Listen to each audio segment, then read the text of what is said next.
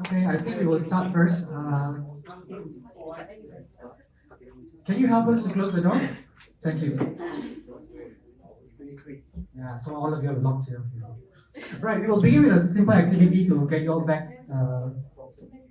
Can everybody stand up and make one row in the center? Oh my god! One row in center. Okay, just one row. And One row, yeah? yeah, straight row, straight line. Okay. You're not supposed to communicate verbally. Your task is to have this row according to your birth month. But without opening your mouth from January to December. You can't say anything. No verbal. Don't open your mouth. No verbal communication. Yeah. Oh my god, familiar. Later you'll do a check later. Huh? Betul ke tak?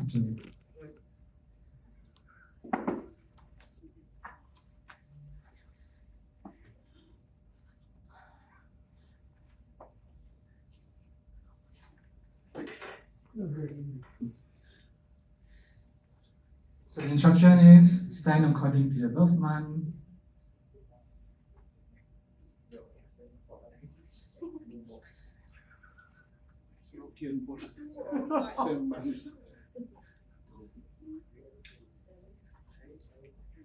Okay, done. We'll check now. Sir, what's your birth month? January. January.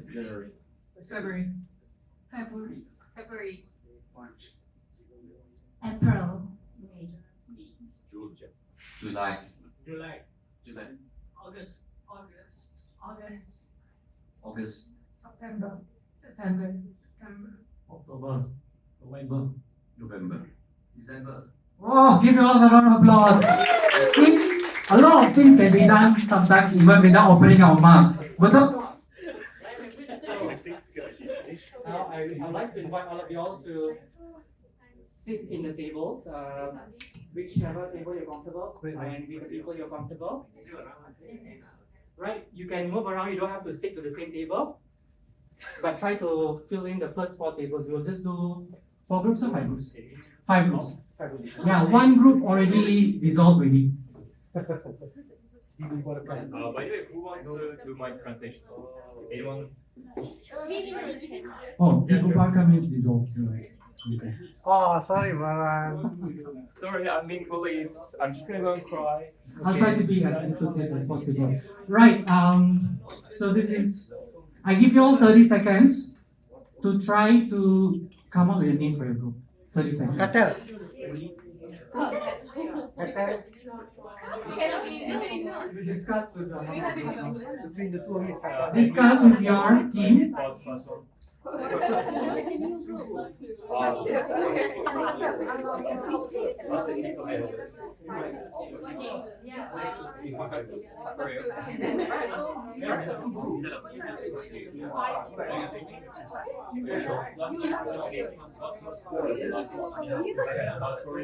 Ten, 9, 8, 7, 6, 5, 4, 3, 2, 1. Okay, attention. What is the name of this group? Triple U. Or 5 U's. Okay, thank you. Okay. What is it? Okay. Oh, they want to tell the reason. Okay, reason. United Voice, UN. Wow. UCSI, UN, and United Voice. United Voice. Okay, please give them a round of applause. What is this group's name?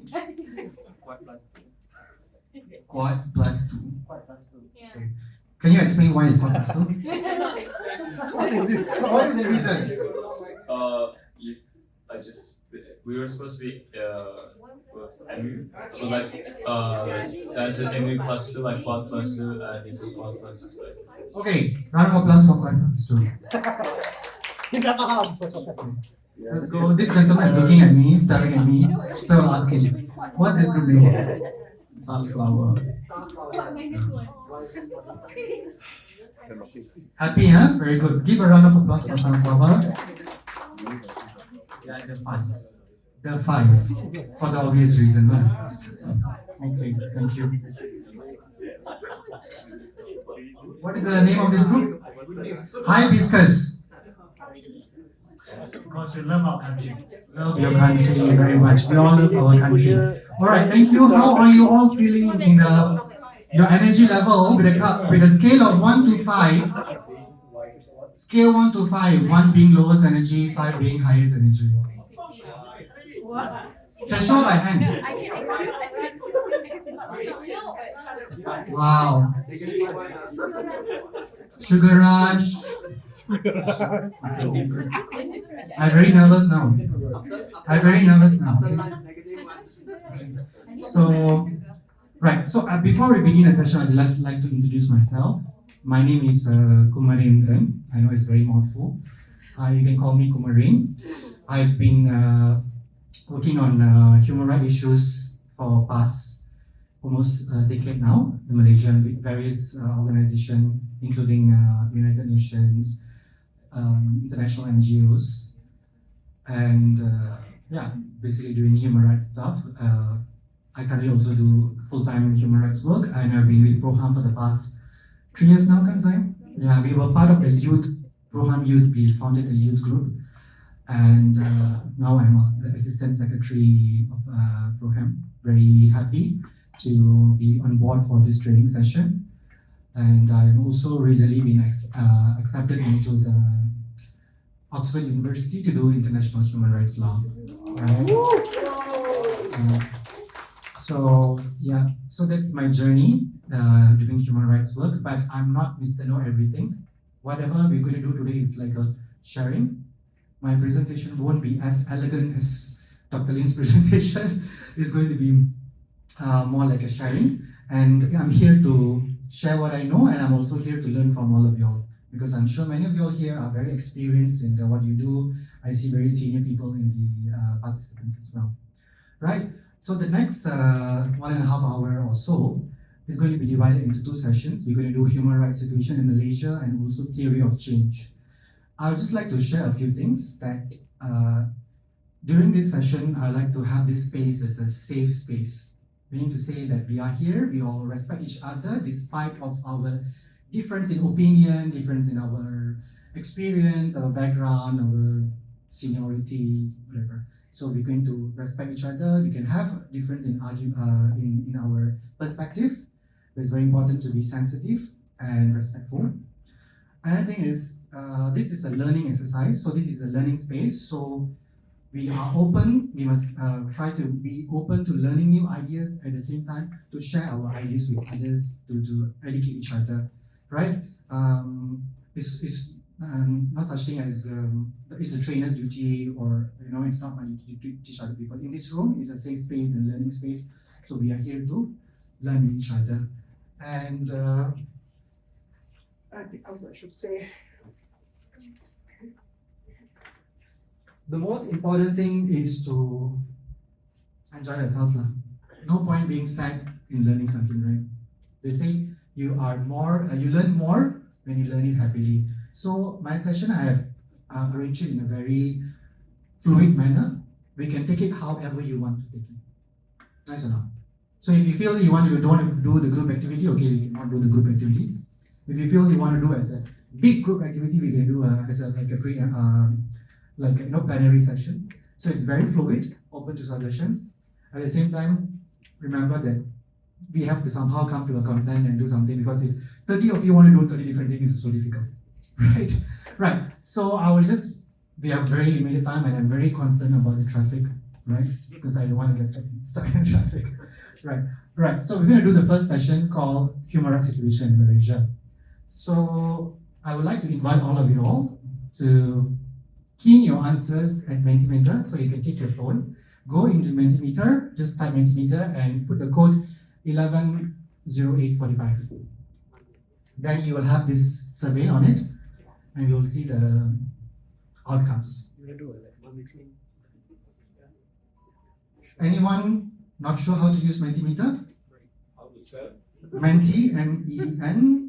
TINEDR. If you scroll up, there's like the code, just like enter the code. Di gambar yang sama.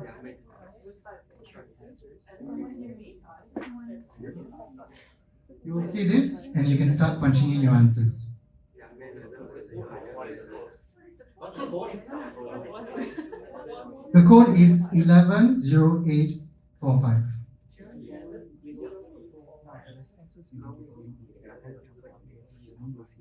Your access for your account. Yeah, the account. You minimize. Kasih dalam what's the code?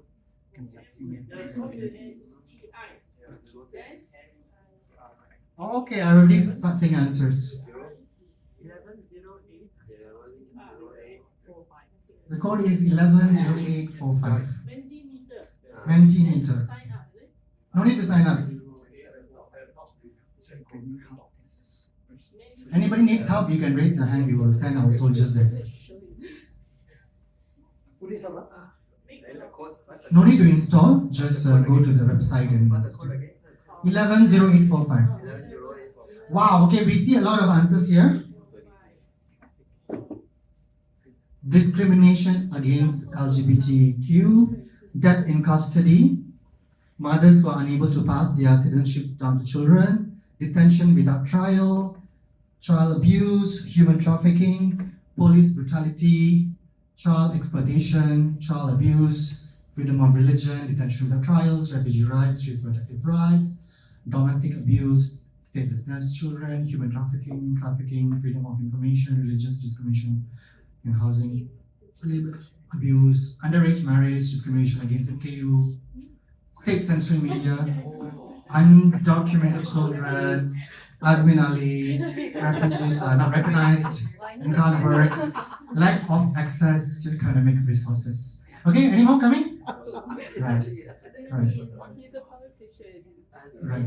Within your group, now, I would like you to have a very quick discussion, 1 minute, of all this, which is the one you think is the most alarming? Most alarming. Yes, most alarming.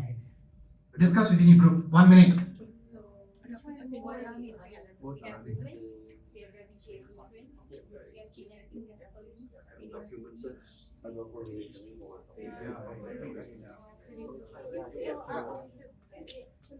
You only have 1 minute, huh?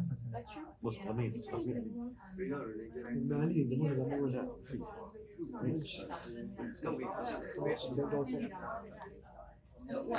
Why is it alarming?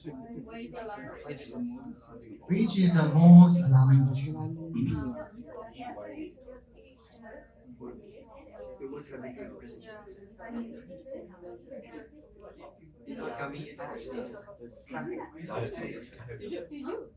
Within the context of Malaysia, yes. Important to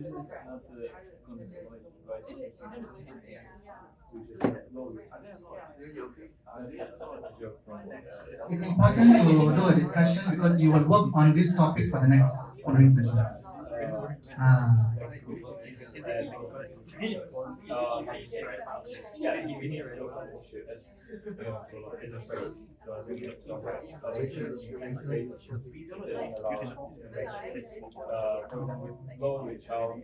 Okay, are you all ready? 1 minit sudah habis. Okay, we'll ask a group. Sunflower, are you ready? Have you decided what is the most alarming? What is the most alarming? Okay, you have another 15 seconds. Okay. Yeah, exactly. Have you come to a conclusion? Okay, what is the most alarming human rights situation in Malaysia? Freedom of religion and freedom from religion. Freedom of religion and freedom from religion. Yeah, which part?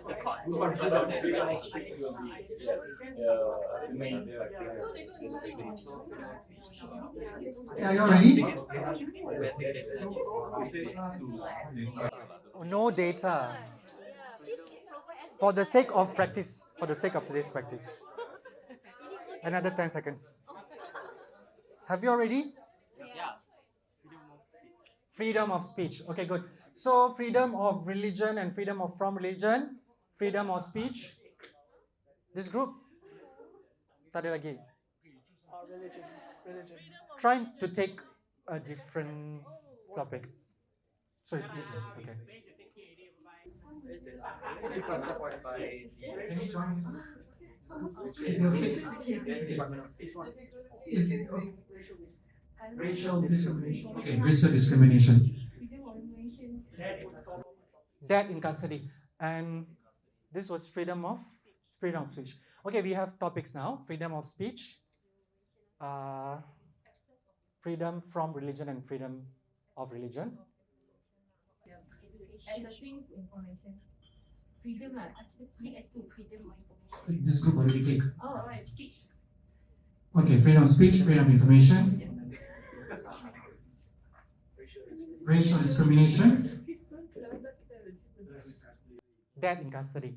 Okay, so now we will come back to this. Please remember this topic. I won't remember all the 5 groups. So it's your responsibility to remember. We will come to that. Right.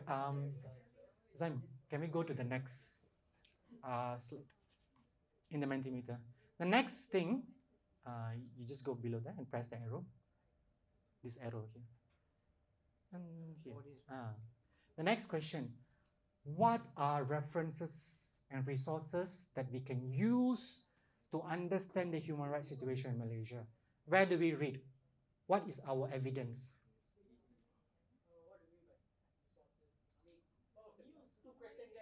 Yeah, what is your resources? Or okay, you can key in the answer there. Okay, also in the we want to see all the answers there.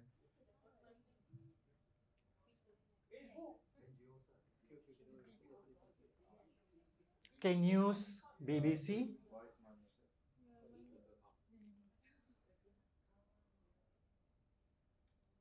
CNN, social media, Sina Project, The Vibes newspaper, Twitter, NGO reports, Parliament, yeah? You know what is the document from the Parliament called?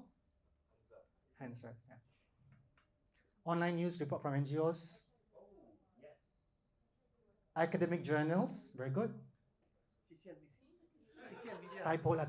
No, it's CC Media. Really? There's something called CC Media? Okay. Sorry, I'm very outdated on. NST. Anything else? Word of mouth. Okay. Okay. Oh, BuzzFeed. This not quite sure because I practice cross-reference with most. Answer paling win. You say like this, or what can I say? You win lah. YouTube. Okay. All right. Anything else? Anyone from CSO groups here? Yeah. One down, I just said. WhatsApp status. University research papers. University research papers. Yeah. Okay. Yeah, the research. Okay, we can go to. Thank you for your answers. We can go back to some discussion on this. A lot of things here you all mentioned. Can go back to the PPT slide. Yeah, right. So it's very important. As I mentioned before, we sometimes have to detach ourselves from our emotions, our cultural, religious, and social beliefs, quote and unquote prejudices, when we want to do human rights. Because we have our own build-up perceptions and all that. A lot of times, the documentations or the reports can be manipulated for specific reasons. So we have to stand outside, view it as from a very neutral and impartial manner. The most important question when we say reference is, you're going to hear this word a lot when you do human rights work. Are they evidence-based? Evidence-based will be the most important thing. Anybody can say anything. Anybody can come up with a statement. Is this evidence-based or is it based on emotions? So we saw a lot of news. I mean, your answer for the reference was news. So my question is, are all news portals and newspapers are impartial, or do they have their own biases? Do they have their own agenda? Who is the owner of this news portal? What is their purpose of running this news? Is it arm of a specific institution which is propagating their beliefs? So sometimes we will have to step a bit more, do a bit more work to find out. So your more stronger references will be like university research papers. They are researchers on social justice, social studies. For example, HIV, you want to give a statement, we can go back to look at the researchers. Okay, we can see what is the studies and what is the outcome, what the results they are. And there are a lot of annual reports of human rights situation. For example, Amnesty International reports. They come out every year on certain, they look into overall human rights situation. Amnesty International. There's also NGO reports. For example, in Malaysia, Suaram comes out with an annual report every year, right? Suaram is Suara Rakyat Malaysia. It's an NGO. And there is also Suhakam report, Suhakam annual report. They also talks about the human rights situation in Malaysia, right? Then we have parliament handsets, because people can raise questions to the ministers in the parliament, and the ministers and the representative will come up with the statistics and data explaining the situation. Parliament handsets are very crucial, important documents and serves as an important reference point. What else? Have you all heard of Human Rights Watch? They come out with a yearly report. And 45 Rights, example, another one. I don't belong to any of these institutions, and I'm just sharing as part of learning, right? So there's also something called Civicus. Civicus is a organization which monitor civil space lah. So I'm going to show you quickly about the web page here. Civicus Monitor. Do you know what is Malaysia's status under Civicus? I mean, their status in terms of, they classify countries based on civic space.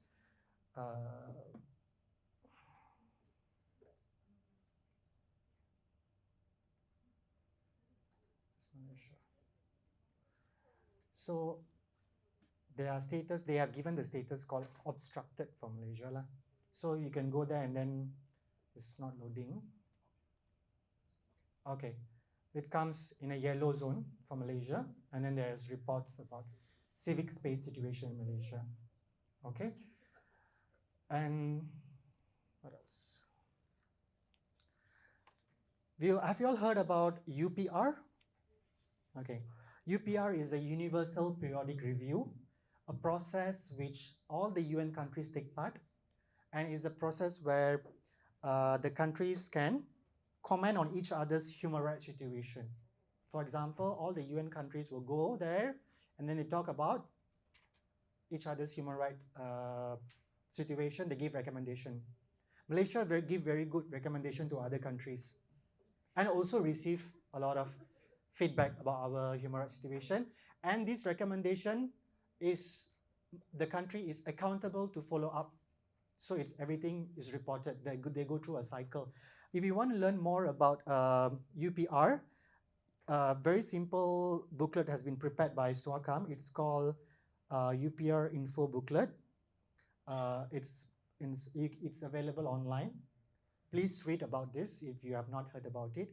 It is a very unique process, and we should empower people to participate in this Universal Periodic Review, because everyone can participate, including PROHAM members will participate, because there is a government report to it. There is a Swakam report. Swakam is the National Human Rights Institution. They can give a report. There can also be a report from grassroots communities, from the civil societies. Usually, the civil societies all join together and give one report.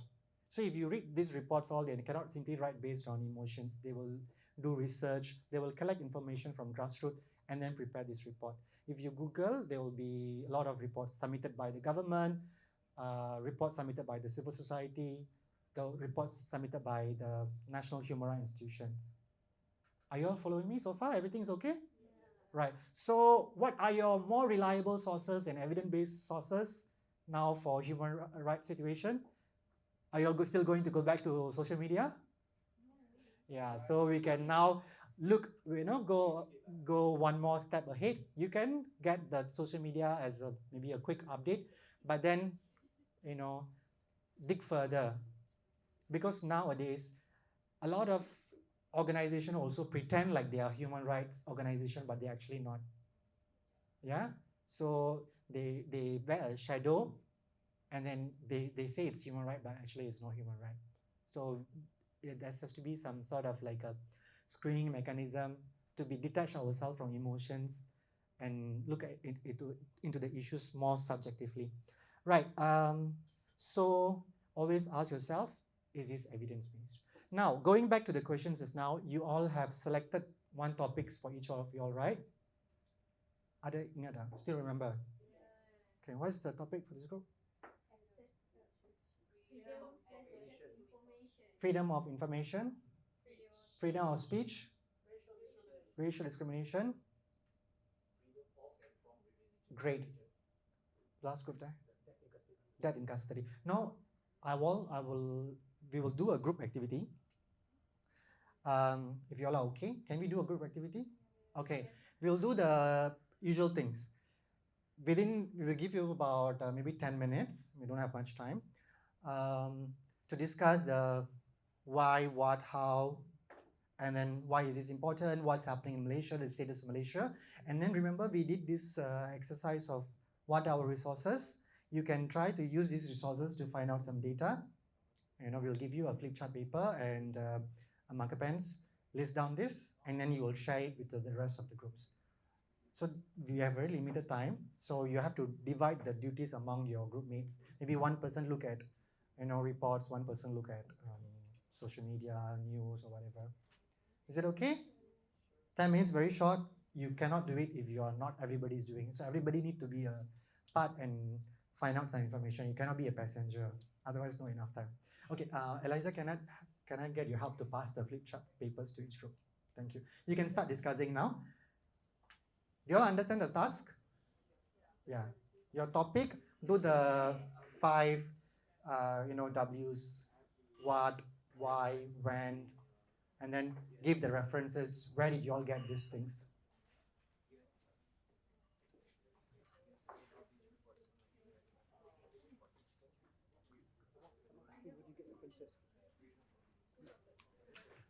For the references, you can use your devices to find out, or from your existing knowledge. Remember what we discussed just now?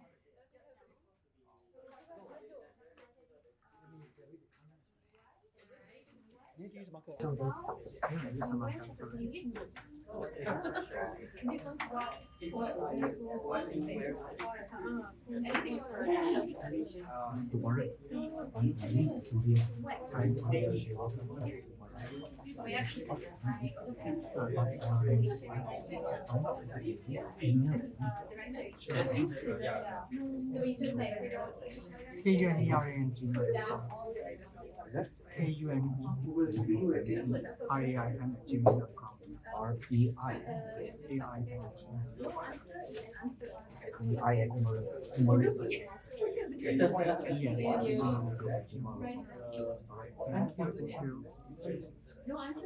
Sorry, this just that this might actually stay below. Potentially. So maybe shall we use these? You think it's clean? Or do you think that these might stay?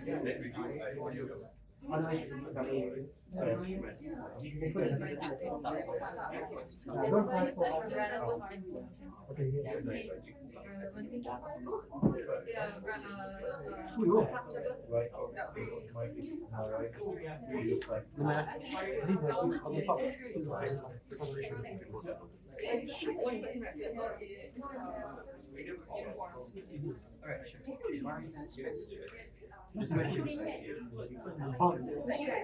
okay, okay.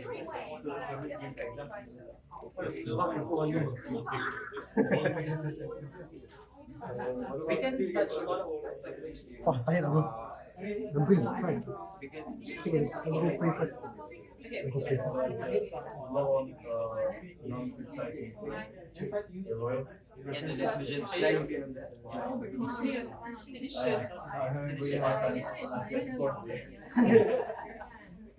I'm sick, what's talking with I?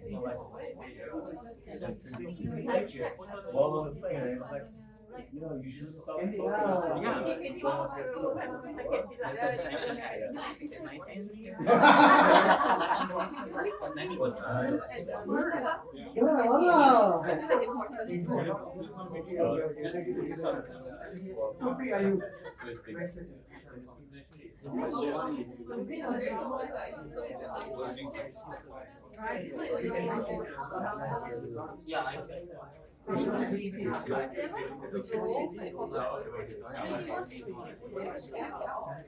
So who, why?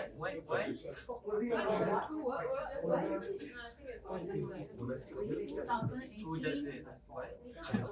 What does it do? What is the situation with Oh. bad union? Freedom of speech, Article 19 also to Yeah. civical.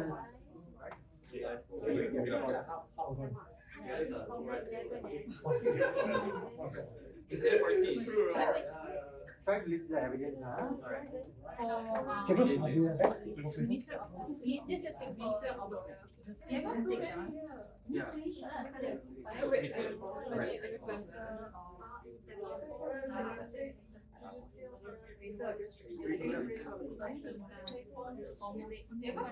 Actually, what do Okay. This gives us the freedom for an individual or community. Yeah, just a brief. Oh my god, let's read it. So it's fun by display of bands were a lot of fear. Oh yeah. Oh yeah. I never think that they changed the solution. It's so funny, right? So articulate opinions. Oh my god. Constitution and I didn't see what they. Worry about 6 minutes and 30 seconds. Slash ideas. Oh, section 9 also refers to an non-Muslim views and expression of Islamic worship.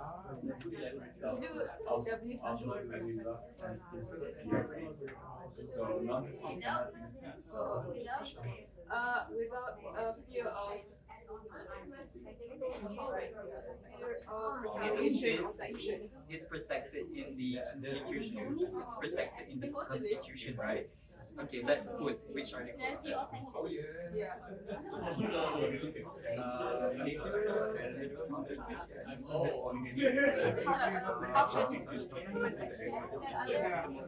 How can you buy it? How can it be considered as Article 10. violation? Article 10 of the constitution. That is right. Protections in Guarantees Malaysian citizens the right to freedom of speech. and then you can consider the May by law impose on the rights of okay, so no. doesn't mean no. So, guarantee Article 10 of the Constitution guarantees Malaysian citizens the right to freedom of speech, freedom of assembly, and freedom of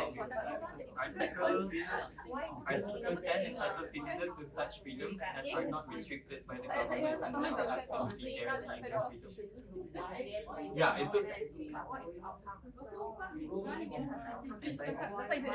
not restricted by the government. But they don't guarantee absolute guaranteeing those freedoms. I mean, guarantees. in bracket without absolute guarantee.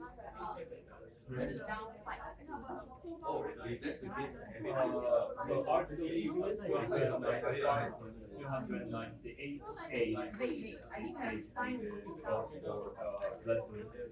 Blasphemy. Yeah. Okay, lagi artikel berapa? Problems. Yeah, exactly.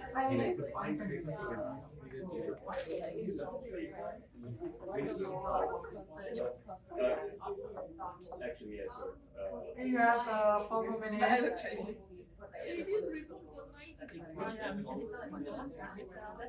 Try to read the executive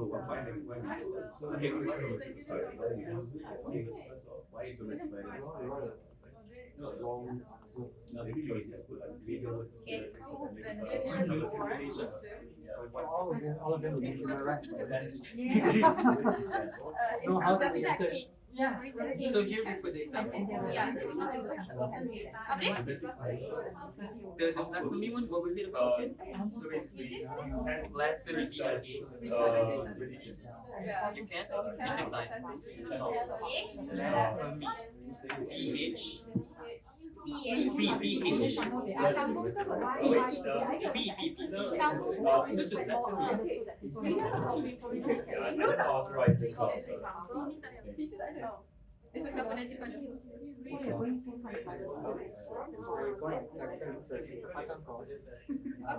masuk meja. Okay, and the case. 290.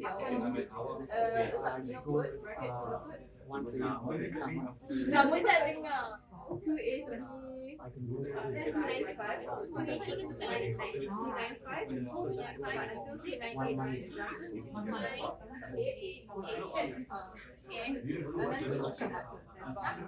Sedition Act. Sedition Act. 1948 sedition. Sedition Act 19.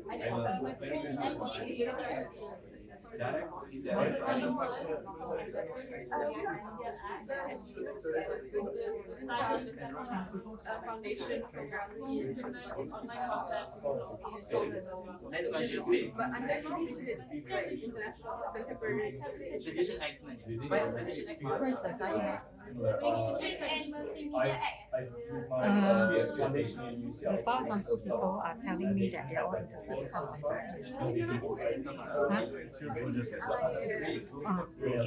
Everything up. So now coming Everything under the but this other bar people I mean about the so if you can send to them like this one I say if you want to do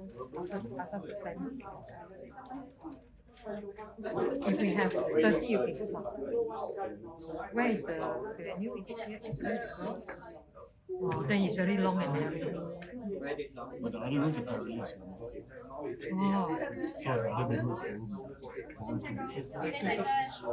Oh, then it's going to be so long and narrow. But 30 you can, 30 you can. So you have.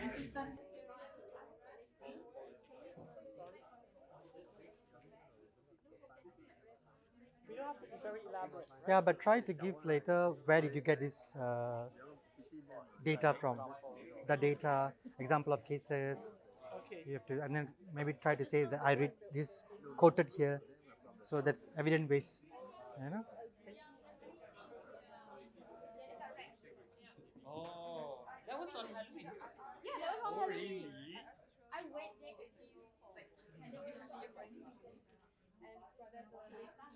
Okay. Dah siap? You all ready?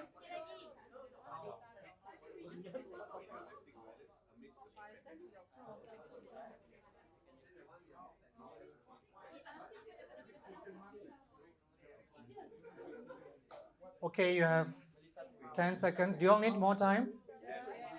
Can I give you all 2 minutes? 2 minutes, yeah? 2 more minutes.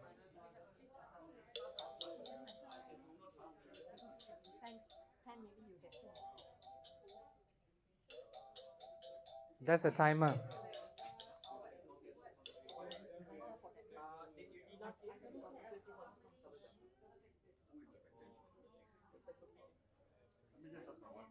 Can you find the Ah, LGBT? excellent. That's the best idea.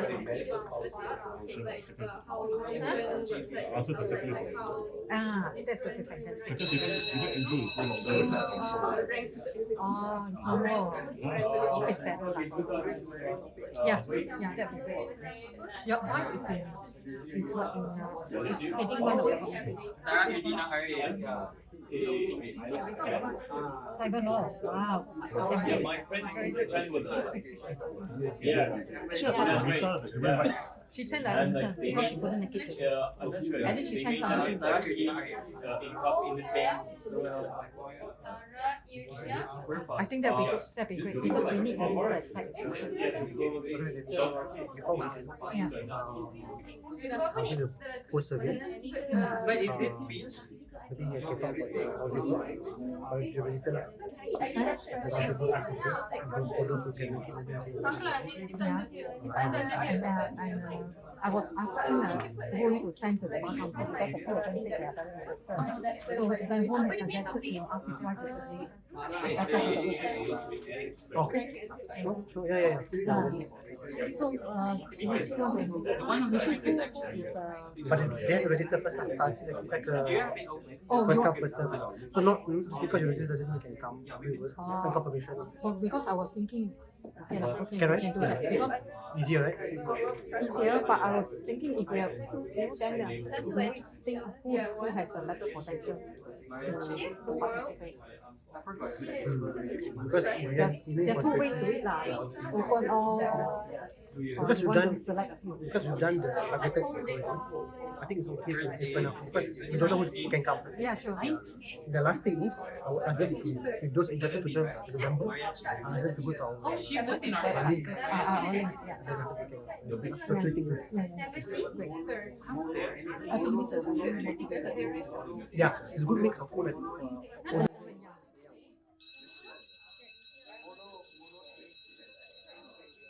Okay, we will now start the session.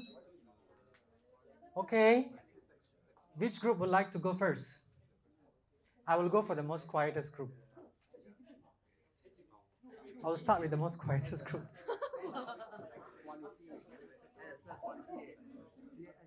Which group is ready to present? All right, we're going to invite all of you all. Hello, remember the safe space, we respect each other and listen when somebody's sharing. All right, can I have your attention? All right, can I invite all of you all to come and surround this table? We're going to hear from them. So, come. Too much of sitting is bad for learning, come. So we'll come together. Some people can grab your chair or we're going to hear from this group. All right. Can I invite this group to come here? We're going to hear the presentation. We do a very santai or leisure session. I'm going to pass the mic to the representative of group the 5. Yeah. Okay? Sure. Who is the representative? Give your round of applause to Mr. Nigel. Somebody can hold this up so everybody can see or something. Yeah. Okay. Yeah, we are the 4. Use the mic, please. Sorry. We are the 4. We were the 5, but 1 left. So initially we went with the issue of freedom and for religion, but we realized it's a bit of a touchy topic when there's a lot of research to be done there. But what we realized during the pandemic, another critical issue was domestic abuse. And as we know, the cases for domestic abuse increased exponentially amidst the pandemic. So just to cover the 5 W's and the 1 H. The Act, first and foremost, it is under the Domestic Violence Act 2017, which is a recent amendment from the previous Domestic Violence Act 1994, if I'm not mistaken. Now what? The definition of domestic violence, as per, we got this from the federal government website, direct or indirect violence or abuse within the domestic sphere to show control over another, which includes loved ones, basically to instill fear upon someone with threats, so on and so forth. Why? Why did we choose this? The increase in statistics due to the pandemic.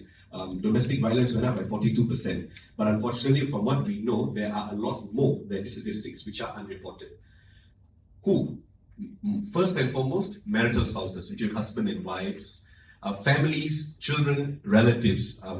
from what we know, a lot on families, females, sorry, because they always suffer the brunt of this, especially when the male head at home either has lost his job or is frustrated. As during the pandemic, there was a high unemployment rate and there was a high labor turnover.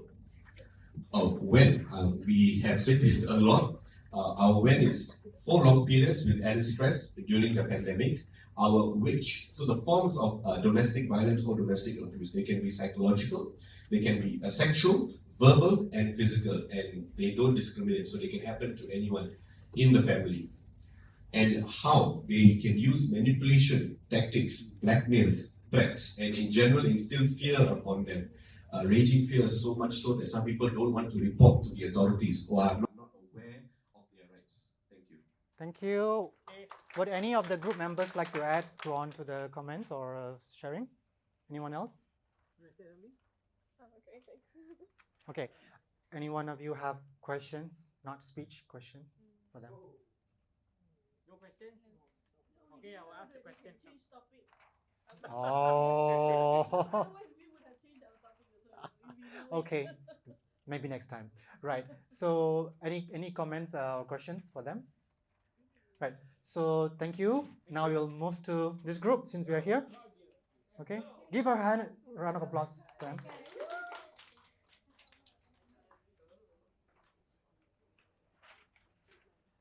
Who's the spokesperson for this group? You're right. Yeah. Okay. Please give him a round of applause.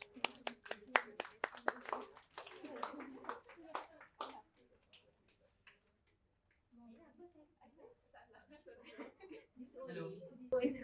So hi everyone, I'm Haikal Amran, and I am a student from UM. So we chose freedom of speech. So basically what it is freedom of individual community or the community to articulate opinions and ideas without fear of retaliation and sanction. And actually it is covered in the Constitution in Article 10. However, there are several acts of law that regulate the freedoms granted by Article 10. And we can see that this is actually a problem in the implementation of freedom of speech in Malaysia. For instance, we have on blasphemy, we have Penal Code 295 to 988, Sedition Act 1948, Communication and Multimedia Act. We have also the Police Act 1967, and so on and so forth. So we have a lot of case studies actually to back on how these loopholes has been manipulated by politicians and people in power to prosecute these people. For instance, Melissa Gray, just now, Ali Abdul Jalil, both of these people were imposed against Sedition Act 1948, particularly of which is sort of under Les Majestés, which is basically a rule that you cannot speak against the king, the monarchy. So basically, Melissa Gray and Ali Abdul Jalil criticized the Sultan of Selangor and also the royal family, if I'm not mistaken. And then we have the Halloween parade in Rex KL is basically against the LGBT community, and it basically impedes on freedom of expression in general. And also we have the case in 2021, Sarah Erdina Arif, who is protesting basically upon, if you remember, it's at the height of the pandemic and everything was like shutting down, and so we were protesting as people, right?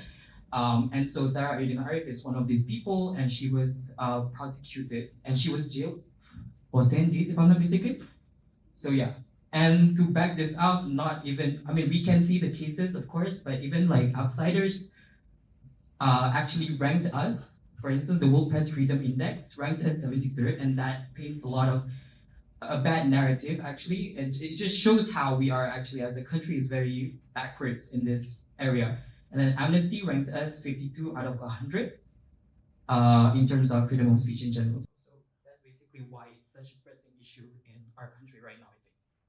Thank you very much for a very detailed presentation, and you have quoted a lot of reports, rankings, right? The status, human rights status given by different human rights watchdog organizations. Any questions for this team? Okay. Okay, thank you. We'll move into this team. I would like to hear from women voice, because We have to be gender balanced, huh? Always lelaki saja cakap, right? Can we have women representative? Who's that? Can we? Is it okay if we give chance to each one? Yeah, sure, sure. Oh, very, very democratic, Okay, very that's it. democratic country. Okay, because Yeah, sure. okay, so this is You can come closer. Can come. one of our You want me to hold for you? Can come. this is one of our PW learning disability, Sure. I guess. Okay, just it. You can read this one a little bit. Talking about Okay, for our team, we would like to talk about freedom of information. can this one, this one. What is freedom of information? It is the right given to the public to seek information from government bodies. Okay. All right. Okay. Thank you. Jesse, can you? Jesse. All right. Okay. So how we didn't got a chance to write it. So you can see. You can. For example, if you go to the court, the public can attend the court, and then you can also get a gazette from government website, and then there's also. Actually, there's many ways. I didn't have chance to list it out. And then you want to talk about yeah, we're gonna take turn. So basically, there's like a few issues regarding freedom of information in Malaysia. So first of all, is there's no protection for the whistleblowers. That's why people are reluctant to share the actual situation that occurs in the country. And also, secondly, is there's like an abuse of power in MNCC, which is the corruption, an organization that battles corruptions, and also PRM. And the thirdly is that there's an unreasonable implementation of laws such as the OSA Selection Act and also like Printing and Publicity Act, which make people make the information might be a little bit biased or there's much cover up. And as for the implementation at the state level for freedom of information, only states such as Selangor and Pulau Pinang are actually implementing the Act for Freedom of Information. And then, so basically in the federal, so everybody knows there's a level, state level, there's also federal level. So in terms of these two, of course, there's state level and there's also federal government level, which have a lot of data and all of this. And then, I make it quick. So, and then, like she said, despite the freedom of access to information, there's limitation. So, this is all the limitation. I think, make it quick. Okay, that's it. Thank you. Is there any question? Is there any question? Or you gonna go to ISA to ask this one? Okay, thank you. A round of applause for the team. Welcome to this group, the racial discrimination. Come. We'll just surround this team. Who's gonna be the spokesperson? Okay. I think it's fine if we take turns. Okay. Okay, so our team, it's a bit messy.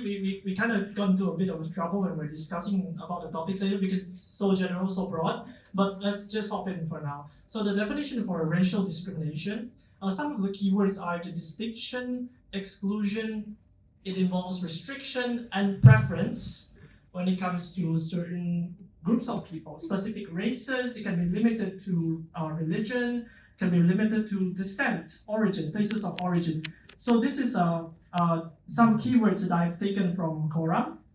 Okay, so in Malaysia, surprisingly, I meant there's actually a law that constitutes to this issue about racial discrimination. So this one is from the Federal Constitution of Malaysia, 1963. Here it says that, except as expressly authorized by this constitution, there shall be no discrimination against citizens on the ground only of religion, race, descent, place of birth, or gender in any law or in the appointment to any office or employment under a public authority, and the list goes on. So it doesn't really, the situation that we're seeing here in Malaysia doesn't really quite coincide with the law. The law states something like this, yet how can we allow something like this to happen every day? So we have a few sectors concerning racial discrimination, one of them being in education, business, which is quite prevalent, sports, constitutional, religion, and one more, xenophobia. But let's leave that out for now. So when it comes to education, as a student myself, I'm a student from a private Chinese high school, yes. And most of us, we actually took SPM as well. So the problem is that by now we know that the government has a quota system, a system which tends to preference certain groups of people over the minorities when it comes to admitting themselves into into educational institutions. So from there, evidently, we can see a lot of preferences going on for Chinese students, Indian students, where the majority gets admitted more, while the others are just left behind to fill in the leftover spots. So that's a very clear as daylight. That's discrimination in a more broader sense. So that's one. And then we have another one with business. Business, I think some of my group mates have a lot more experience with this one. Can we share?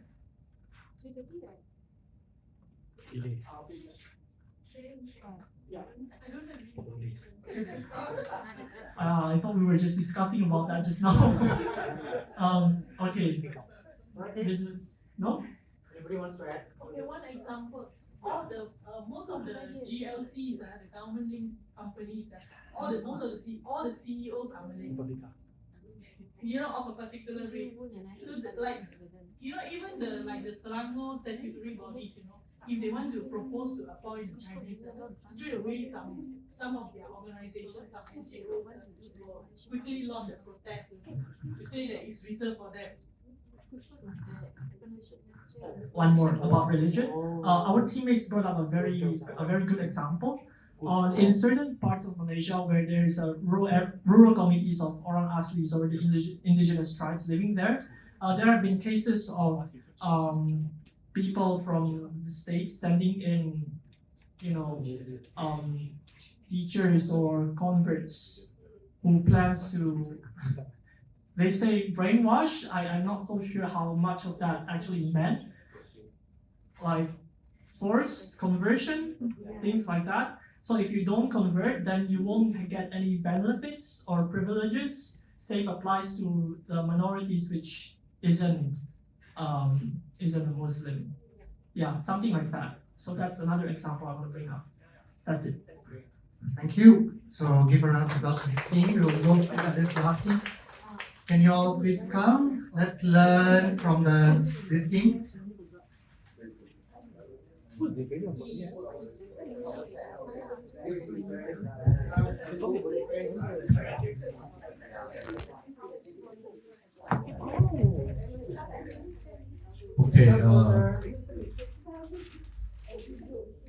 Okay. Hello. So our group decided that death in custody is a very important human rights issue in Malaysia. Why do we think so? Because to cut through the chase, no life, no rights. You have to be alive and exist first to enjoy all the rights, right? And call out discrimination and whatnot. So if you cease to exist, then you wouldn't even have the chance to do that. So, and it's also against the Article 5 of our Constitution and Article 3 of UDHR, right? And as of December 2022, we have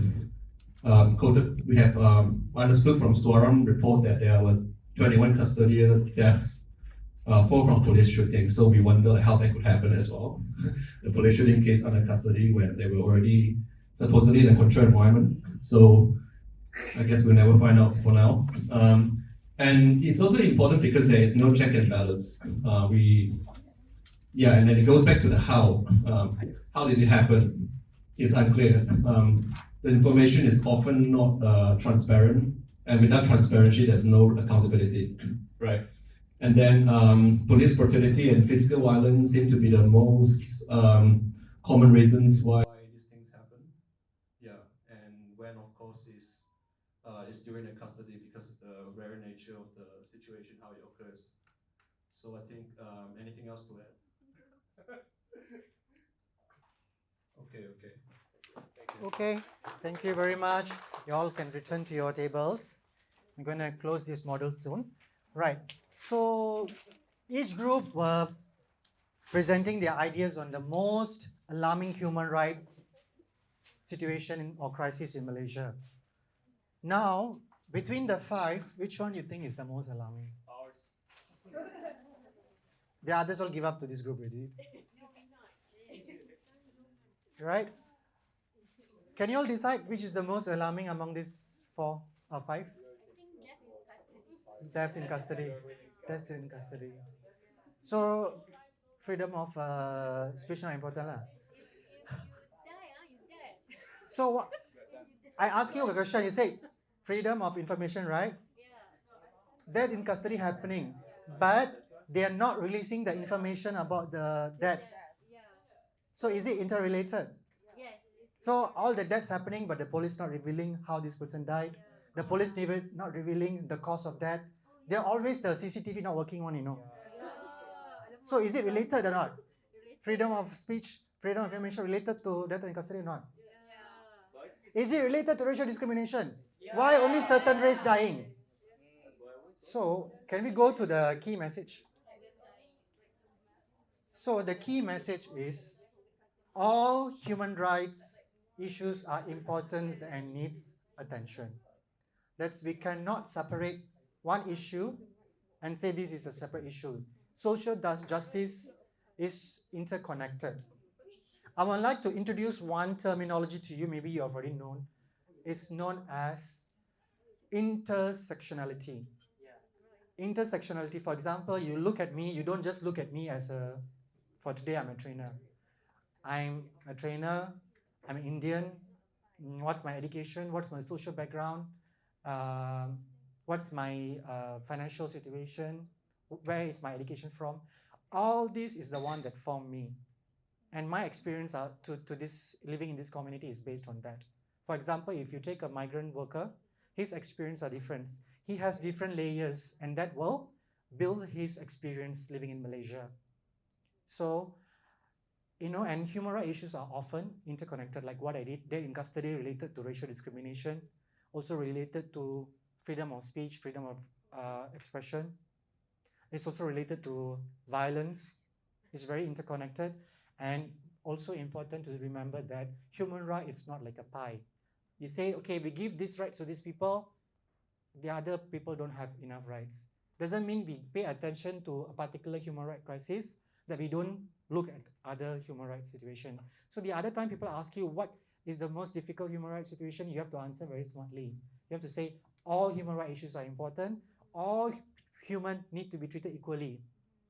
But sometimes we need to be strategic and leverage on the situation. Maybe during this time, we can push and advocate for a particular right. During the pandemic, migrant rights and refugee rights comes out a lot. So it's a time to leverage and advocate on that, because it was already a process of xenophobia, and a lot of discrimination of migrant workers and their living condition, their suffering came up during the pandemic. We get to know about that. So during the time, we can use it as an opportunity to advocate, to leverage. We can be strategic and prioritize on certain human rights issues during certain time. But it's never say this human right is important, this one we can, look at later on. Always people say, when people talk about, for example, LGBTQ rights, I always see people say, oh, Malaysia is still a long way to go. Let's focus on the poor. Let's focus on mothers and all that.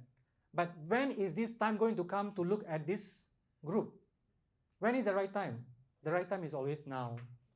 Maybe we cannot do much because of some limitation, but that doesn't mean that these rights need to be reserved to do at many years later.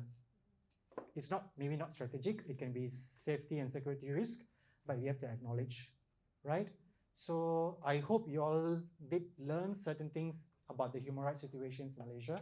I actually do a lot of cheating already. During this session, I'm the one supposed to do the teaching, right? But you all did the teaching for yourself. So good job, well done. You all learn among yourself. Nice or not like that? Not nice, ah? Okay. So now we'll move on to the next topic, Introduction to Theory of Change. I supposed to have until 3:30, but unfortunately, I might need to extend a bit. So we all try our best not to get stuck in the traffic. I want to tell you a very short story about theory of change. Anyone from Britain here? Oh, sorry lah, I'm going to badmouth a bit. So they told me this story is from India. During the British Raj, during the colonization era, true or not, must ask our friend later. Huh? So they say this particular village has a lot of snakes coming in already. Okay. So then the government is thinking how to solve this problem. There's too many snakes, right? So then they announced this. Okay, whichever villager bring in snakes, we will reward them.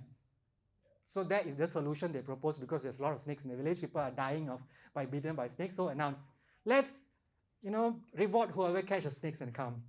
But you know what happened? Surprisingly, when they do this, there are more snakes. You know why? Because the villagers started rearing the snakes. They go and have more snakes to have the reward. Yeah, because it's cheaper to bred snakes. Yes. So they have more snakes. So what happened to the solution? The solution was actually a problem. So whether the story is true or not, I don't know. But it's a nice lesson to learn from it. When you want to propose social change, social impact, you want to propose a solution, it's not as simple as just jump there, We have to think what is a desirable outcome that we want, what activity you want to do to come to the outcome, and then finally the impact. And this involves a lot of steps. So, this is the problem in why this theory of change is needed is a lot of NGOs and sometimes go there and say that we want to do this for this group, we want to, change the world. They just jump in without doing any analysis, not knowing the community, what they want, like Dr. Lin said just now. Talking about poverty, but they do it in 5-star hotel. Does it make sense or not? No, it's total hypocrisy. Talking about poverty, but having the discussion in a 5-star hotel. Hypocritical. And then not knowing the assumptions. Assumptions are like, what are the situations? So let's go into theory of change. There is the importance of theory of change because we want to reach desired social, environmental, and development outcomes. So human rights is also social justice. So we need to use theory of change so we can have a very, a thorough process. It's not simply come and say that I want to do this.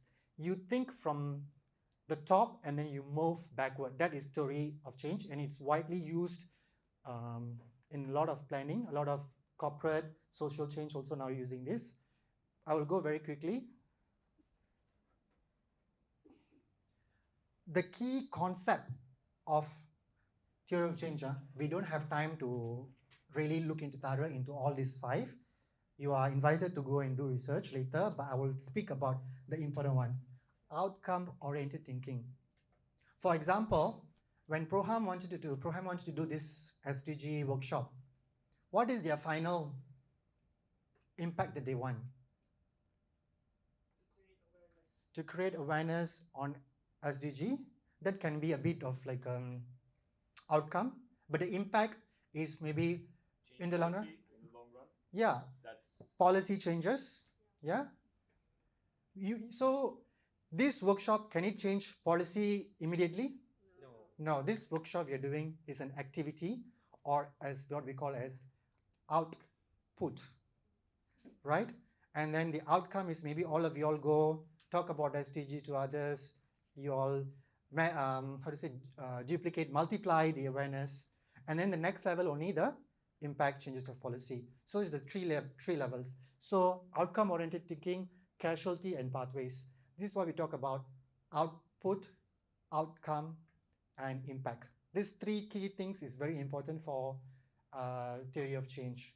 Output is very short-term, immediately. So for PROHAM, if we do the theory of change, our output is this workshop.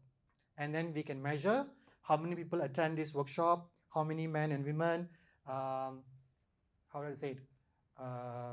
We can do the post-evaluation and say how many people say their knowledge level increase after attending this workshop. Say 10 people attend, all 10 say their knowledge level increase after attending the session. So it's tangible outcome. We can see it, is the result is immediate. That is the output. What is next after the output? Is the outcome. Outcome is long-term to medium-term. It's not immediately. When all of you all go outside, you all talk about this, it's something like that, and then the impact. Assumptions and risk. When you do something, because the impact is usually like 5 years, 10 years. Along of this, what will happen? Some of you all will maybe go into different career pathways, maybe not interested into social work anymore, you all are into corporate sectors, so some left off. And then SDGs might be not be the focus of the government. There are some risk, no funding. So when you do the pathways, we assume we have to come up with certain assumptions. For example, X number of participants from this workshop will continue to take this period to work on it for a certain time. So these are the assumptions. Very quickly saying, number 4 and number 4 means it's not a one-time thing. Theory of change is like a always review. If you write project proposal, we will call M&E. You will have to have a section called monitoring and evaluation. M&E is an important field in human rights work.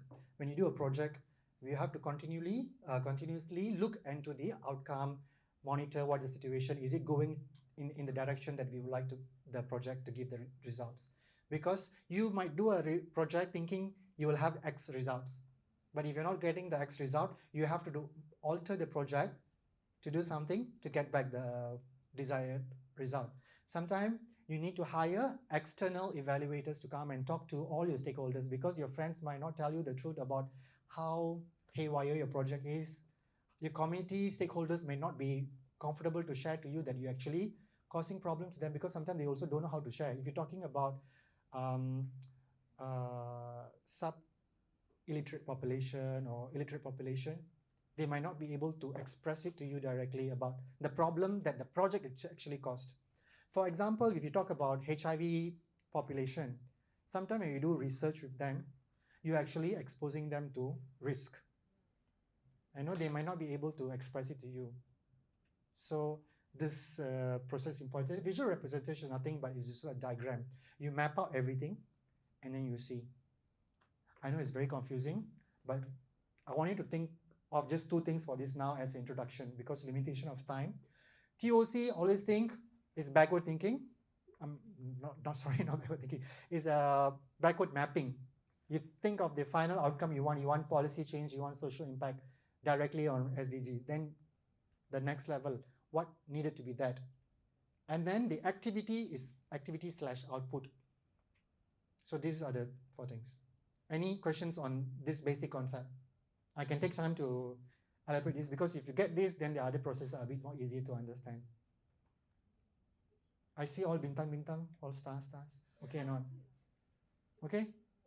It's a very unique, useful tool for people who want to do social work, actually.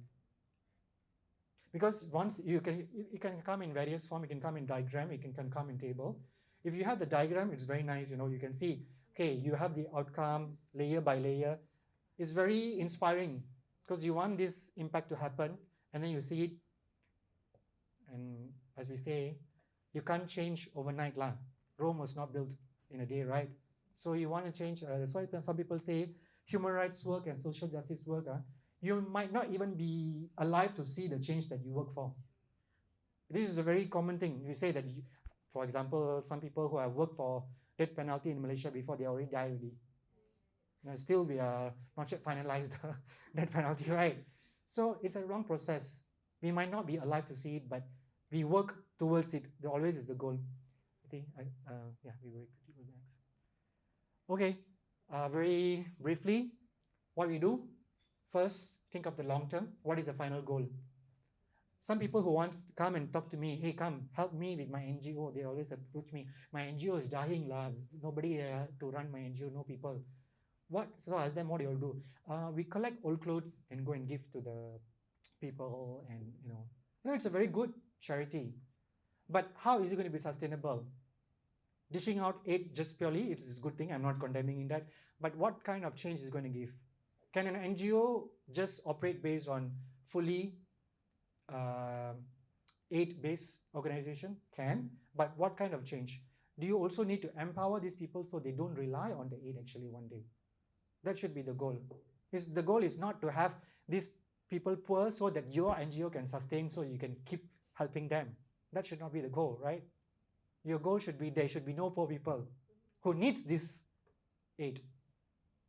So, of course, for that, for meantime, we can have this charity aid and all that.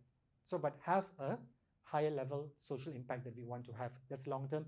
Backward mapping, I already mentioned. Output is the immediate activity that we want to do. Theory of change diagram, we do the diagram, output, outcome, impact. You can have the assumption, risk, mitigation plan. You do risk analysis. For example, you have funding for 5 years. What is the funding for the 6th year? What are you going to do? That's the risk. Mitigation plan is how you're going to overcome that. Monitoring evaluation. Of course, the most simply one is monitoring and evaluation. We monitor the process. We do execute, monitor, evaluate. Do we need to change something? We will have to ask this question to ourselves. Do we have to change anything in the process to alter this process? If yes, we change and then we go through the cycle again. Execute, monitor, evaluate. What do we monitor? We monitor the results. We monitor the outcome. Then we evaluate. And then do we need to change anything? So the circle goes again. It's not a one-time process. For example, for a 5-year project, you can do a yearly M&E. I mean, you constantly watch and then you have an M&E report once a year. There's also some people who do monitoring, evaluation, accountability and learning. So you are accountable to share this to your funders. You tell people, I take your money to do this project, so I need to inform you. So there are different layers of it, but the basic one is monitoring and evaluation. It can be really a lot, I understand, but try to follow with me. Are you all still with me? Yes. Okay, is it very difficult? Any questions so far? Yeah.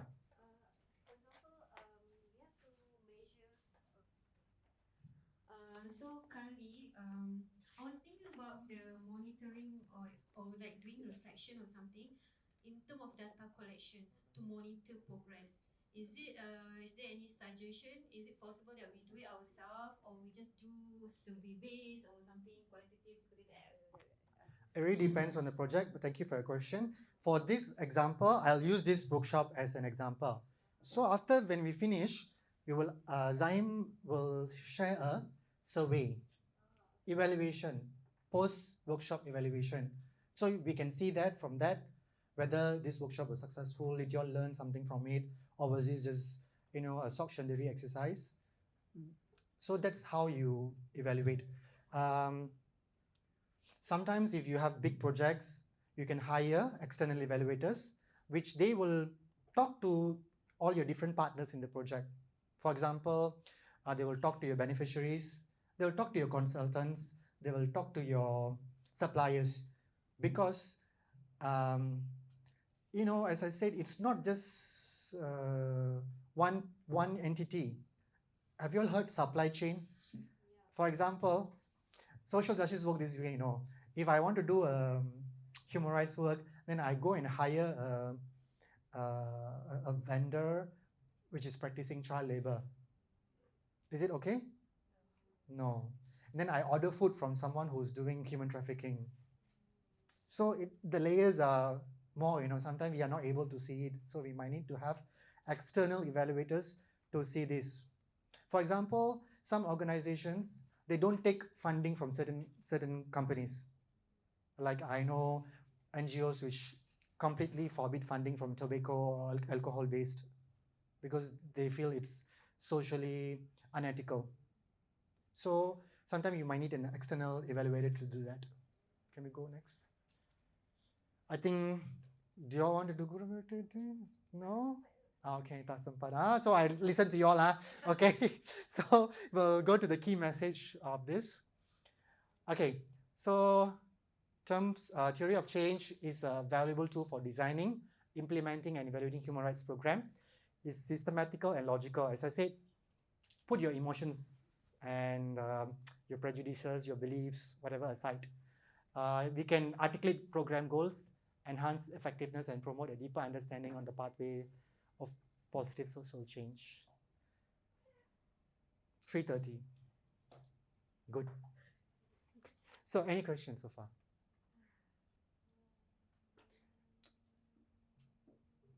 Too much already, huh?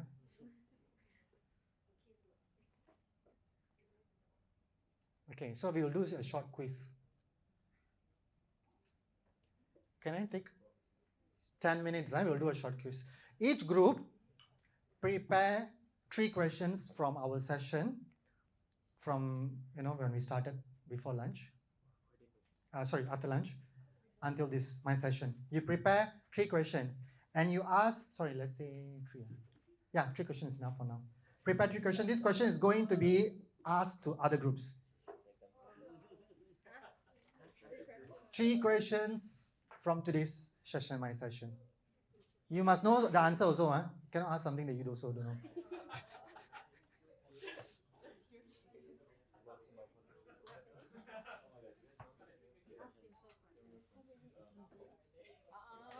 No SDG, my session only. My session only.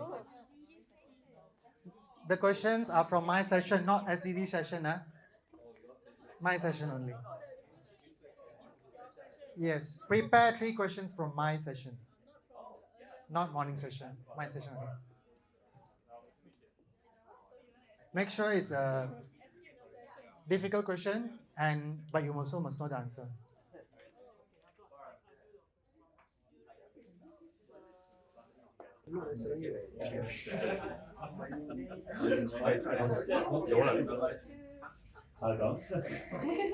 How long was it?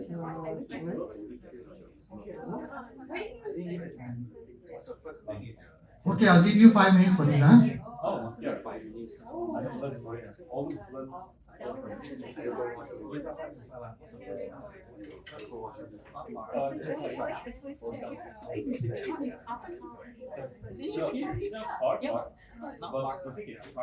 Yeah, you try. There's no Oh yeah, that's true. That's true. Why would they use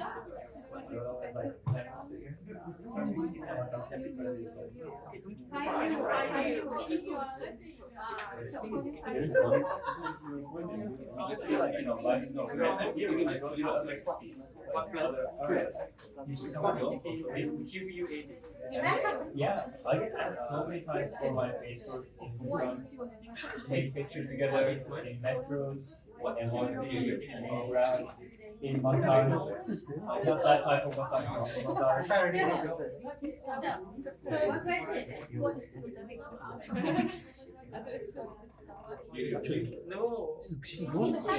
We'll do also. So we have to do the answer. We do the thing. If I just quit Okay. And some people, I wasn't focused at all.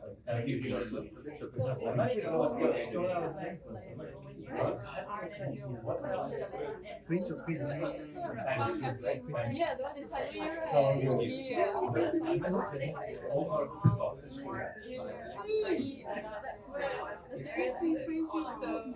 yeah, when I first opened it was like huge. Okay, and so is it how can NGOs be sustainable in your Oh. Yeah, so then it was still kind of like new, so it wasn't a lot. Okay lah, pemain for 6 to save time. Wait, let me give out this folder that they want.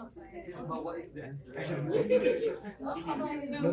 maybe have some goals. Yeah. Here for this one, yeah. You can't just because what you Oh, you guys didn't buy the folder. But how? It's quite weird. You want it right?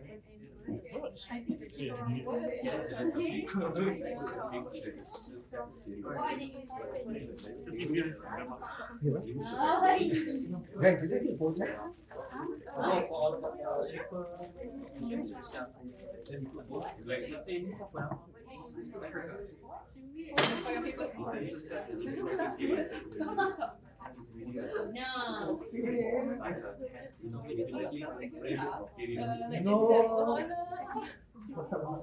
dia tengok dia it says parking RM8 kan.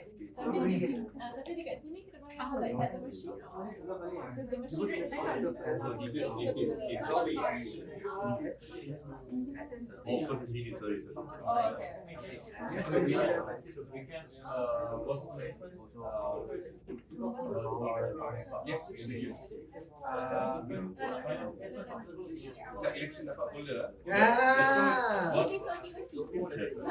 No, from when to when?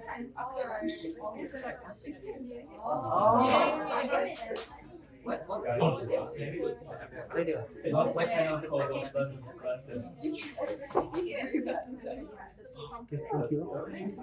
Dua ke empat? What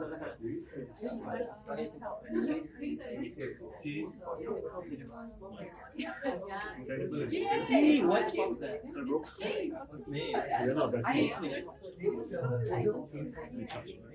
What's name? Yeah, we're like year of space. Okay, hello, are you ready? Wait, we could pick what's one more?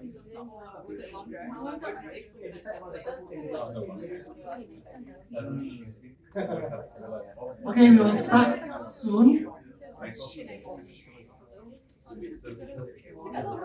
Okay, this is going to be a quiz session. We have group 5U, Quad plus 2, Sunflower, the 4 hibiscus. Okay, how we're going to do is, the group will ask question, whichever group that raise their hands first will get to answer. Right? When they answer, this group decide whether the answer is correct or not. Okay, they will decide the question is, the answer is acceptable. If the answer is acceptable in the first chance, they will get 10 points. If they get it wrong, minus 5 points. Okay, and then we will open to other group to answer, you get 5 points. If the second, any other group. Simple or not? Okay, so can we try? So we'll go in this order. Whichever group that raise their hands first, this group will decide to pick the group line. Okay, so you all have to be vigilant and see which group you want to choose. Okay?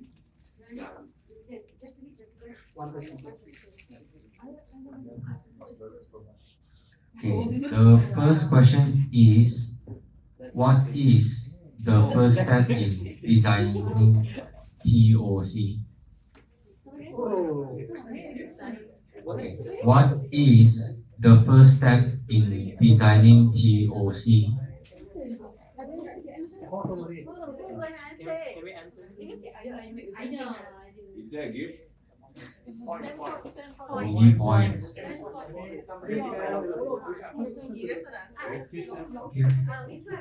Okay, then group. Come. You have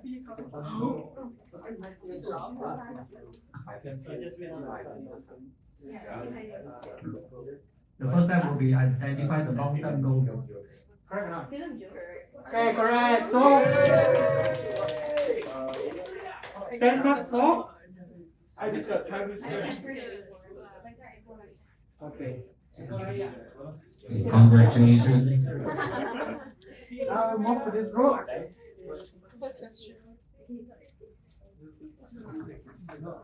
Okay, our question is, how can we define intersectionality?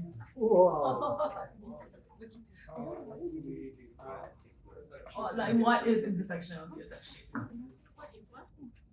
Intersectionality. No ChatGPT.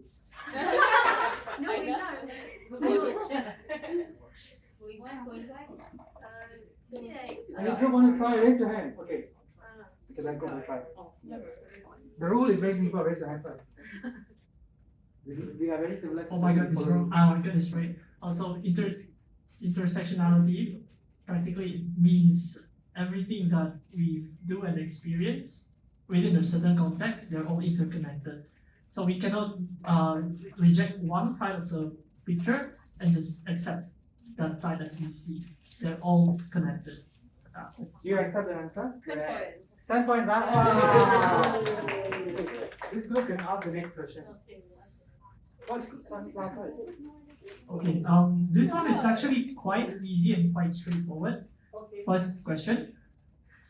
What are the two main points from the theory of change as covered just now? Two main points. It's very obvious.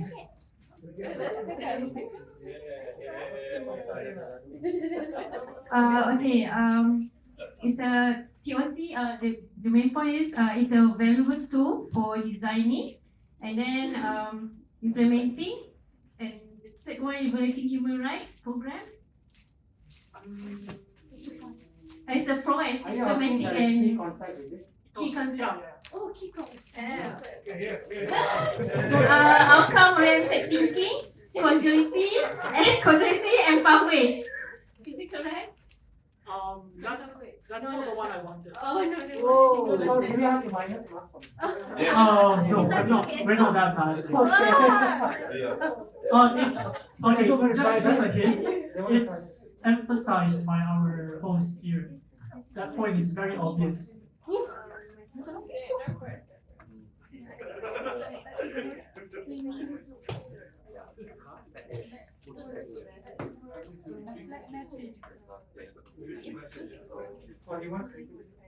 What are the two main points or two key concepts from the theory of change?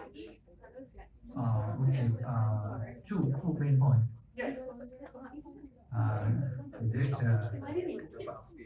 Outcome-oriented thinking and also assumption and risk.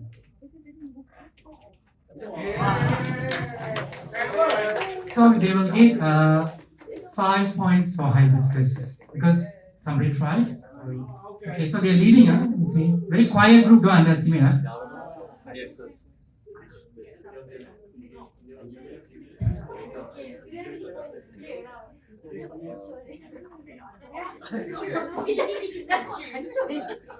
So our question is, you will have to fill in the blanks.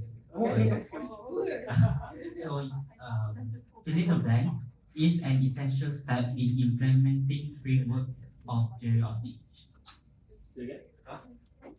Fill in the blanks is an essential step in implementing framework of for theory of change. 2 words. Blank is important.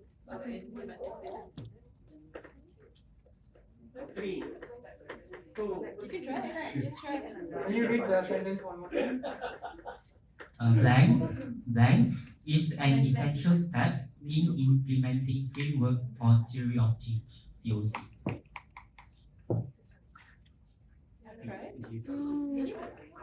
Okay.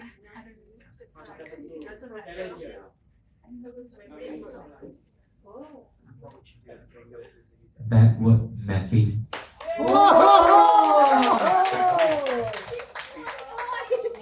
10 points, huh? Oh, what does, huh? 5. Oh, okay.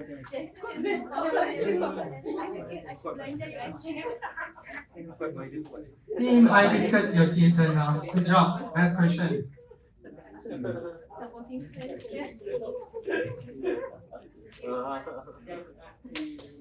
I also couldn't believe it. Okay, what is the third step to implement the theory of change? So easy lah.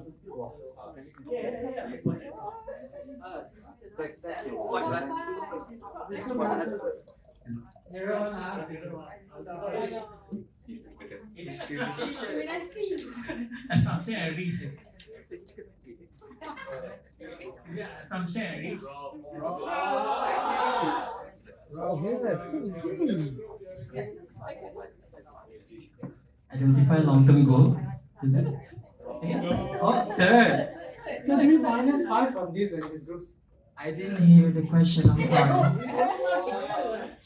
What was the question again? What? Identify activities So do we minus 5 from these? and outputs. No, it's your question. You can decide. 10 for all the Prize is go back without getting stuck in traffic. It's a very valuable prize, you know. Reading group get to go back first.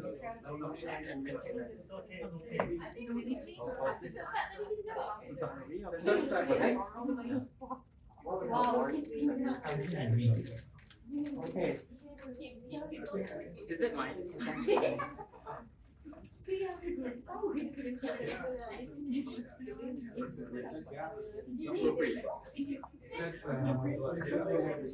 According to my slides, the third step is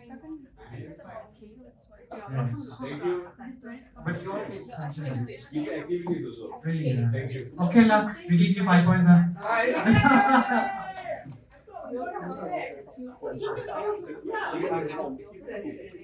Thank you. Your okay. Very quickly, next question. Are we the lowest?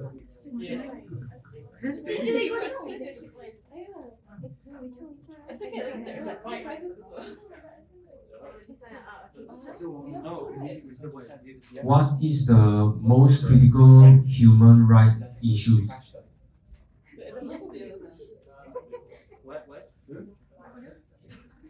What is the most critical human rights issues?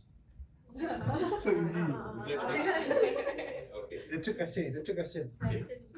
Human rights is not a pie.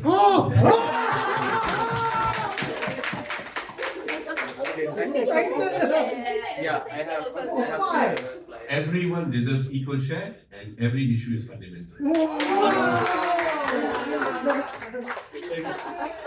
No, fine. Can you talk? We'll keep the mic. Extra point for good next question. We need to be alive first. So I think primary is life, no? No. No? They have accepted the answer. So What? Oh my god, that's illegal. We're not getting any points here. you can ask the next question. Oh yes, thank you. Sorry, let's go. What's the ranking of Malaysia in the World Press Freedom Index? Let's see you guys. Come on. This is good. This is good.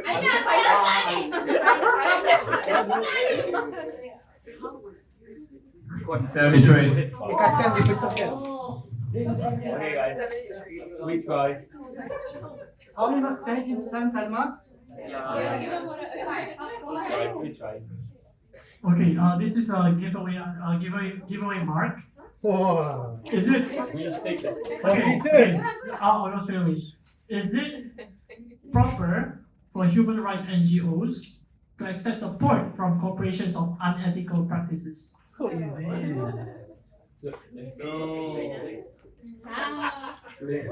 No. Do you accept yes or no? Yes. Give them 10 marks. Okay, you can ask the next question.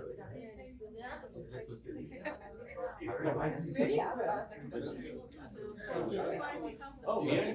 Okay, not bad. Not bad. It's not for. We will finish with this round, yeah? Thank you.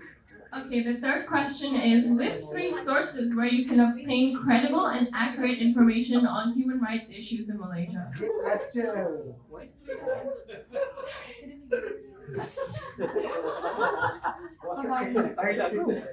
Amnesty. Amnesty, Human Rights Watch, and Academic Journal. 10 marks? WhatsApp status?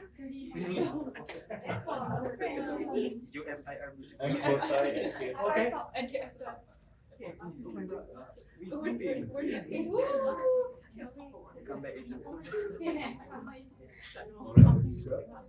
Karma is real. Come back. Huh?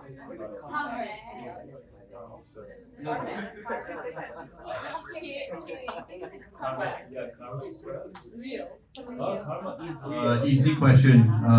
Does improving human rights for one group mean less right for the other? No. No. The rising of the horses. Okay, thank you very much. Oh, thank you for 10 marks. Perfect, 10 marks. Social 10 marks. 15 for you, 25 for hibiscus, but 100 marks to all of you all for doing a good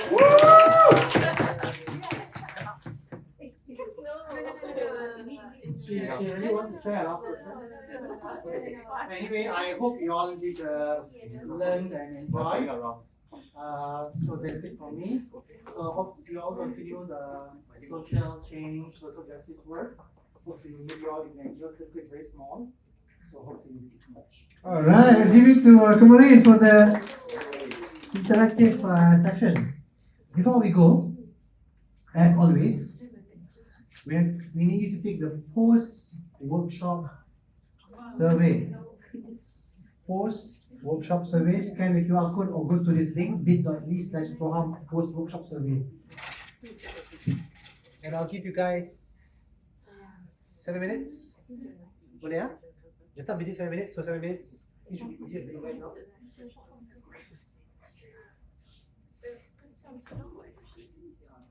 Good job, good job.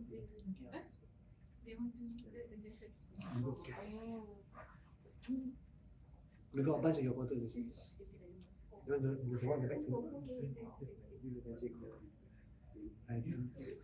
It's the same questions as.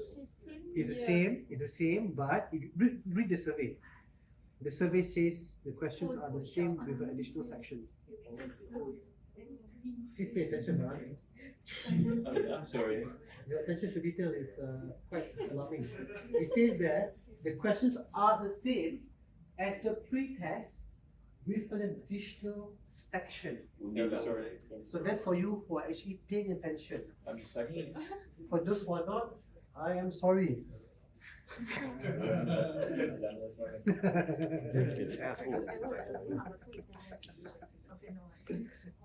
Because I thought the thing was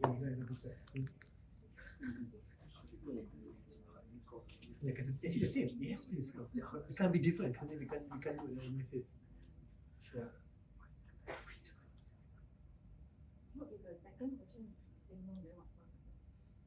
The first one that answers this question and is close to me, I'll give you a prize. I have a question, right? Let's leave.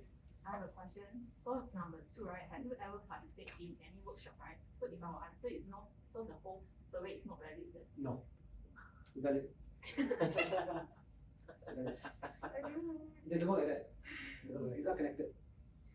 There's no intersection of questions here. Yeah, it's not a trick question. They're all mutually exclusive.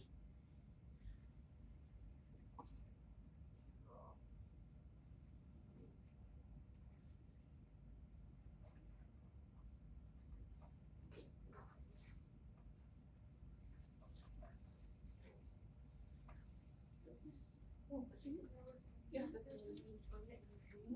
that's essentially so. It's the same questions with additional questions.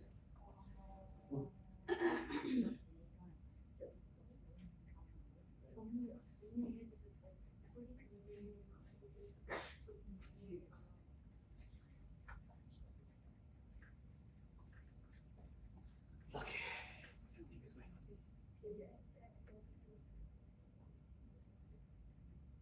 Wow, it's an essay, is it? Keyboard tapping. Not that. But need this. That's it. This one. Okay, I got it.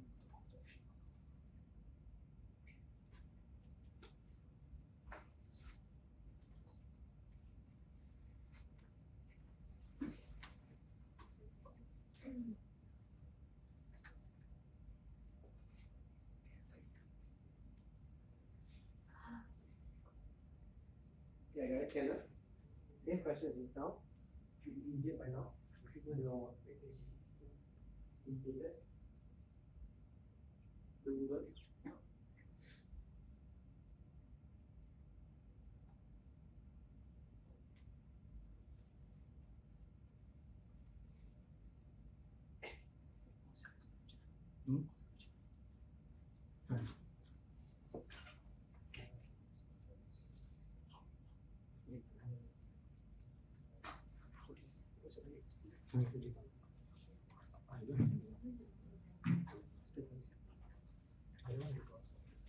I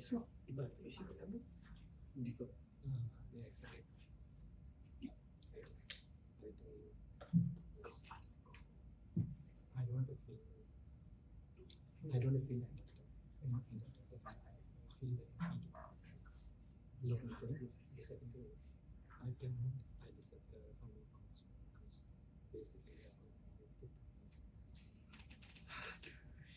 Only. Okay, fine. Okay, fair. They give you apply to them, you need to believe because they took away from you. Despite that being true and all.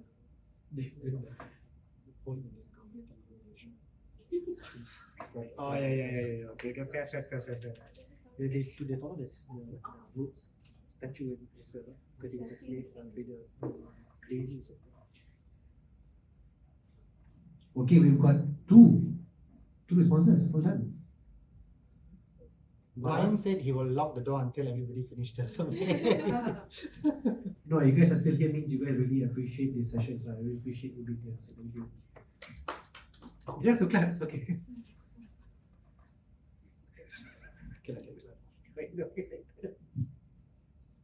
Like sitting in exam hall.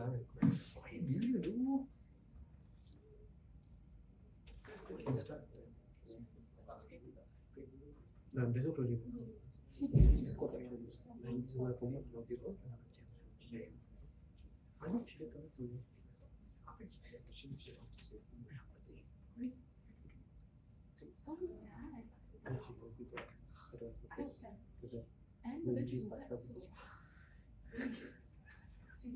no, I will not you guys.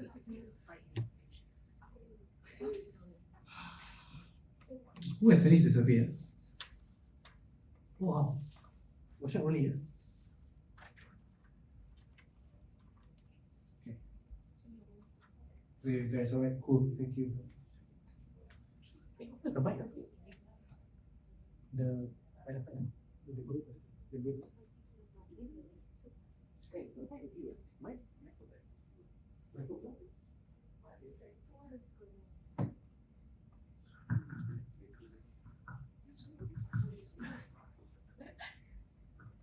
Okay, 2 minutes, 2 more minutes. It'd be weird if you guys are googling this while doing the form because it'll be like, what? Okay, yeah? All done? Some of you done? I know, don't worry. You done? Okay. Still doing it? Okay. Last question, okay. Okay, you guys done? Done? Sure?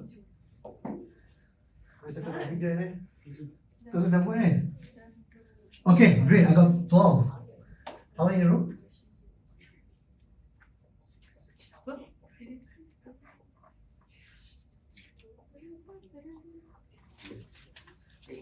$21 in the room. 21. 21.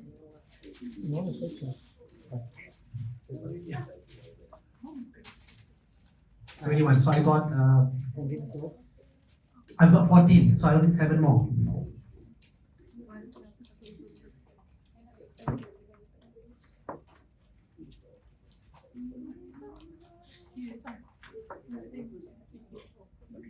Yeah.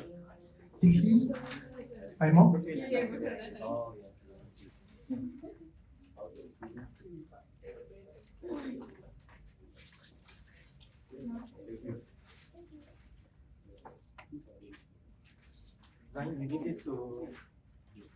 You need this to do your report. Yeah, I do.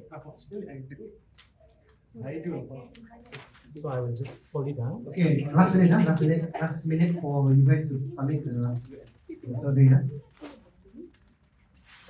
Look at the screen, don't worry about the screen. Focus on the survey first, then okay, I think most of you are done, right? Okay, I've got 2 more things to share before we leave. Don't worry, it's not content, it's not module based. We are doing a roundtable this Thursday. We already are at 80%, but for the 20% of you, we are opening it up. This is a closed door roundtable. Closed door meaning that we have a group of people that are invited, prominent CSO leaders. They are participating in a policy roundtable, not a workshop. A policy roundtable where participants will come, hear presentations, and then contribute. Okay? It's happening this Thursday, 8 to 12, 8 to 9 is breakfast. We want to invite you guys, if you guys are here, if you are free, Thursday morning, come and join us. We have a number of very interesting speakers for the roundtable. We have Vedas Yusri from Nation Center for Constitutionalism and Human Rights. We have Emmon Bond, the very famous lawyer who does now corporate law. We have Prof. Tajuddin from UCSI, Professor of Architecture, but also a very big proponent of SDGs. And we have, sorry, not me, another person, Dr. Lim will obviously be there, of course. One more speaker there, total of 4 speakers that will be participating. But participants get to speak after the presentation. So it's a round table. Round table means you get to contribute equally. So register. There's a link there, also the QR code here a bit small. But register if you're interested. But this is an application, yeah? So it's not, doesn't mean you register, you get to go lah. I will send you a confirmation email if you get enough slots, because the availability is quite limited. And we do have to filter. Okay? Cool? Okay? Okay, before we ciao.